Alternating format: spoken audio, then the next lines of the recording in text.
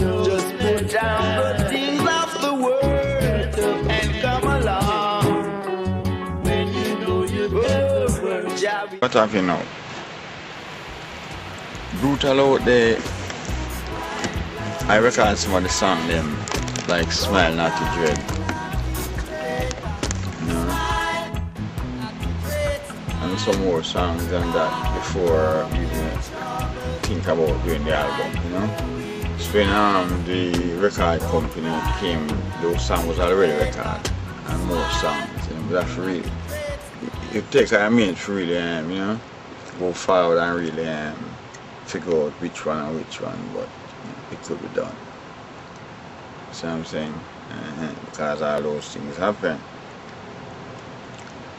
Brutal Out Deh was a great album. The record company which took us, you know, seeing to the United States or take our music then, you know, seeing, and decide to produce us.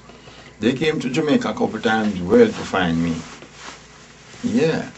And you know, they meet, to my understanding, there are many people they have met in the scenes as well, and this is Keith, this is the singer that sing the song, and from what the guy from what the guy say, you know, is that, hey, we've been here like 3 or 4 times and we couldn't find you, and you know, it was like a little bird whisper and say, hey, you know, this man living in the country, you know, so a lot of people write about all the beautiful countryside. Yes, you see, proud to talk about my country and my parish where me come from, you see, because that's when me gather the inspiration, yeah, to move out and really you see, get established in that way. So after their trip to Jamaica several times, they will find me. This time it happened that they find me after 3-4 years. You see, I rather say 4 different times. You see, me put that in the right perspective. 4 different times within a amount of years, I can't tell you, because I was out of the picture until the guy decided, hey, I have to find this guy. So I was in my farm. You see, because that's what I used to do, just grow my vegetable, fruit and herbs and stuff like that. You see, when I heard that, hey, you see, some people is at my yard, or some white people at my yard waiting, and I say, for what? You see, I don't do anything. You see, I do nothing to nobody, I have nothing for nobody. Why, you see, they're at my house waiting for me? So that's when I grew there, it was a record company, you see. You know, there's 2 guys who say they represent the record company, and they start to just tell me about this, what they want me to record music, and I say, well, yeah, you know, because I really want to get out there and do something. So I didn't hesitate. I said, yes, let's go, you know. Yeah, and when we get everything together, you see, and just like that, I head to Kingston like about 2 days later. And you see, in studios already booked and everything. Like me tell you, the man, they came to Jamaica already, so they know what's going on. They get the studio, everything lined up. And after I record the album, you see, record this album and come out, and them supposed to do the mixing and thing like that. And I start to ask about money, because money wasn't the forefront to me. It's to get the music out there so that people can hear it in the scene, and I was very enthusiastic and ready, you know, want to get out there.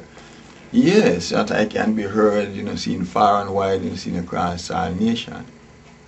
You know, just like it is today, you know, see, because, you know, today I know my music is all over, and I give thanks to that.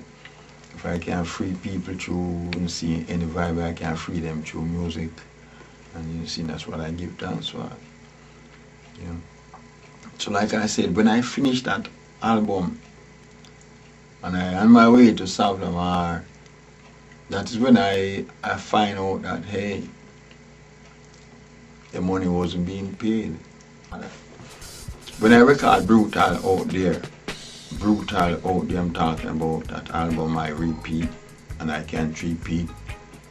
You know, I get 250 US dollars. Yes, man. That's like maybe about 4 miles down from which part Peter Touch in scene come from. And a place, it's a beach called Cave, or Bluefields rather. So I was sitting on the wall out of Bluefields. Yeah, when I received my 250 US dollars, that time all the money. You see, the comment from the record companies that they pay, you see, some of the member and the producer, you see, of this music, some of these music, you see, already pay them X amount of money. Yeah, and that was what I get that night, and I was being promised that I would get the rest if I just go on tour and they will take care of it and see to it as everything right. And I've been hoping for that until this time. Yeah, so I can go on, man. I love it, but like I say, every time I talk about brutal out there, I think I say, boy, it was really brutal out there. Yeah, because even in this time now, when someone, like say, approach to do an album, them talking about, seeing some kind of money, In those days, it was ready to go to the studio and just do the music, yeah.